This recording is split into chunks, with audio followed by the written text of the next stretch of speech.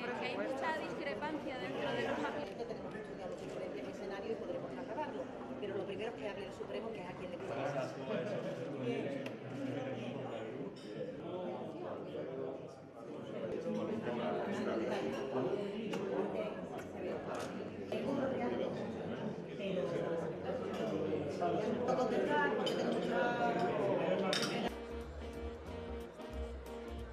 Ha llegado el momento de cambiar y las políticas presupuestarias tienen una contribución decisiva en este cambio social.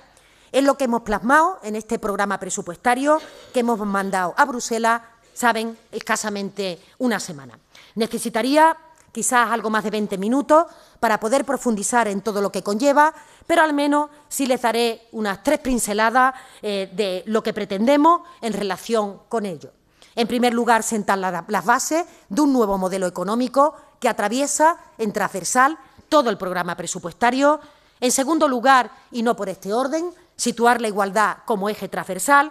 Y, en tercer lugar, garantizar la sostenibilidad de las cuentas. En primer lugar, España necesita un nuevo modelo de crecimiento, un crecimiento inclusivo, medioambientalmente sostenible, competitivo, pero no por bajo salario de sus trabajadores o porque hagamos las cosas más baratas, sino porque la innovación, el conocimiento, el capital tecnológico, el respeto al medio ambiente sean nuestro valor añadido competitivo.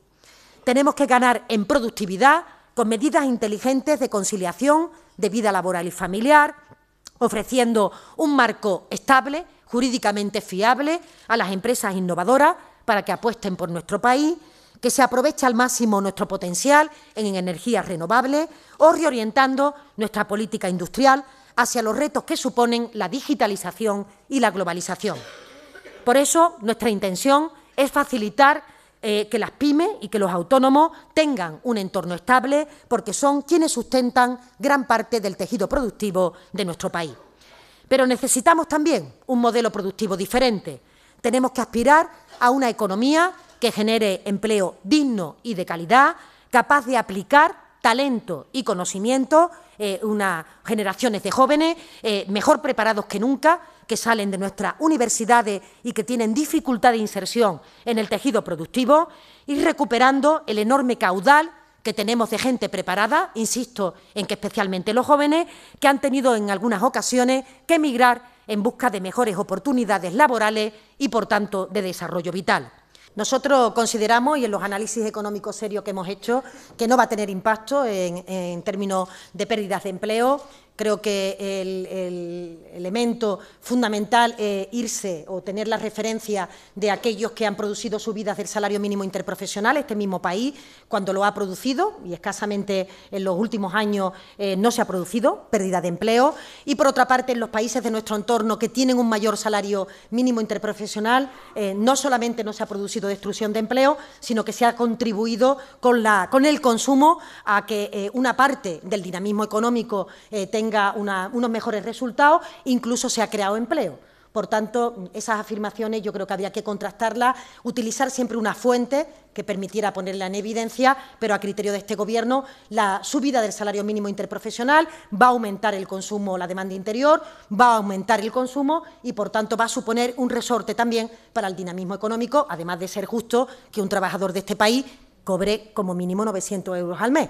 Cualquiera de estas salas se puede poner en los zapatos de una persona que esté cobrando por debajo de esta cifra, que difícilmente llega a final de mes. Parece que es de justicia social, pero también puede ser un elemento importante para el estímulo económico. Y en el caso de los autónomos, que ha sido de bastante actualidad en los días previos, les puedo avanzar que no vamos a reducir los actuales límites de exclusión de la tributación por módulo. Y me explico. El anterior Gobierno había previsto rebajar el umbral a partir del cual un autónomo podría ya acogerse al sistema de tributación simplificada que permiten los módulos. Esta medida, que tenía que entrar en vigor en el año 2019, atendiendo nosotros a las demandas y a las peticiones del colectivo, las vamos a prorrogar sobre los límites actuales, con lo que ofrecemos nueva certidumbre a los trabajadores por cuenta propia. Por tanto, no se va a afectar la tributación por módulo que se venía planteando, como digo, su entrada en vigor en el año 2019. Pedimos un esfuerzo adicional a las rentas más elevadas en el IRPF, subiendo 2 puntos para nóminas superiores a 130.000 euros y 4 puntos para las superiores a los 300.000 euros. ¿Y esto qué significa en términos contables? Pues que un salario, por ejemplo, de 150.000 euros al año, pagará con esta medida un 0,5% más del IRPF. Por tanto, no se trata de una medida que vaya a afectar a las clases medias, todo lo contrario. Insisto en que cuanto más utilicen las personas de clase media los servicios públicos, porque encuentren calidad y porque crean que son eficientes en términos de respuesta, más podrán liberar renta para el consumo y, por tanto, para estimular la economía a partir de la demanda interior. Este Ministerio de Hacienda no contempla la prórroga presupuestaria. Estamos inmersos en un trabajo intensísimo de negociación con algunas formaciones políticas. Siempre digo que por motivo de discreción me tienen que permitir que no dé detalles de las mismas, pero estamos buscando esos puntos de encuentro que nos permiten que haya una mayoría dentro del Congreso de los Diputados que esté a favor de apoyar estas cuentas públicas. Y le diría más, me parece muy complicado que algunas formaciones políticas que no estén puramente en el interés electoralista del corto plazo vayan a resistir la tentación de apoyar estos presupuestos. Hablaba usted de las formaciones catalanas, entiendo, que son las que se han pronunciado quizás con una mayor dureza en los últimos días.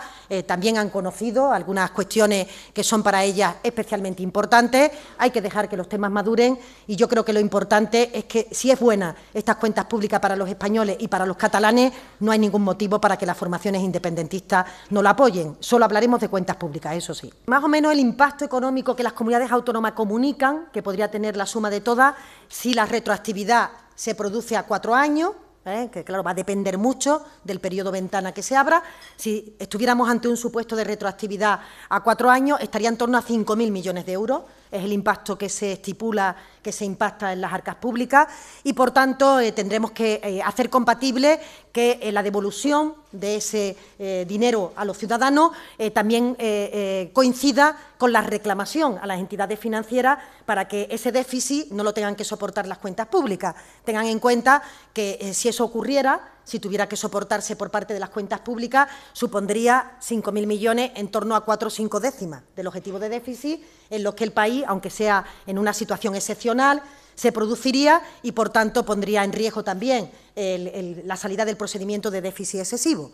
Tenemos que compatibilizar, por tanto, los derechos de los ciudadanos, hablar con las entidades financieras para determinar los mecanismos, pero también hablar con Bruselas para que facilitarle el trabajo a los ciudadanos no implique un impacto sobre las cuentas públicas que sería irreal, porque evidentemente la sentencia obliga a pagar a un tercero y, por tanto, no es el Estado el que lo tiene que aportar.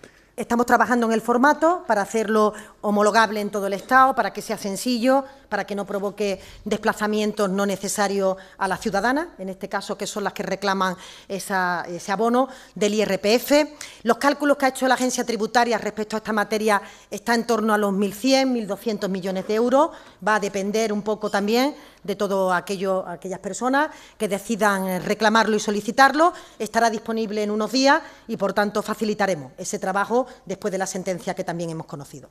Cualquier texto normativo, y ustedes lo tienen, intenta llevar dentro, incorporado, las garantías de su aplicabilidad y la garantía de que no se produzcan efectos no deseados de que se produzca una elusión fiscal o alguna otra cuestión que evidentemente intentamos minimizar. Pero creo que son impuestos que en aquellos países donde han tenido un desarrollo han sido perfectamente visibles de qué manera se han comportado. Por tanto, andamos en este en concreto algo más seguro en términos del desarrollo que ya otros países han podido realizar. Aprendemos de los aciertos y de los errores que otros hayan podido tener, pero yo diría que hay que leerse en profundidad el texto sobre transacciones financieras e impuestos digitales, porque de esa manera se disipan muchas de las dudas que se han podido plantear, por ejemplo, en el impuesto digital, si le iba a afectar a las startups o a las empresas tecnológicas. No, para nada. Lo que se gravan son determinados servicios digitales que no aportan un valor añadido considerable a la economía, como es la venta de datos de usuarios, como es los espacios de publicidad que se pueden ofertar para que otros se anuncien, o como son las plataformas de intermediación, y todos saben, sin dar nombre a quién me refiero, que lo que ponen en conexión es al ciudadano con los comercios y que luego le cobran importantes comisiones a esos comercios, que esa actividad grave pues parece absolutamente razonable y nada tiene que ver ni con la innovación, ni con la ciencia, ni con la investigación. Justamente son actividades que aportan poco valor añadido al desarrollo económico.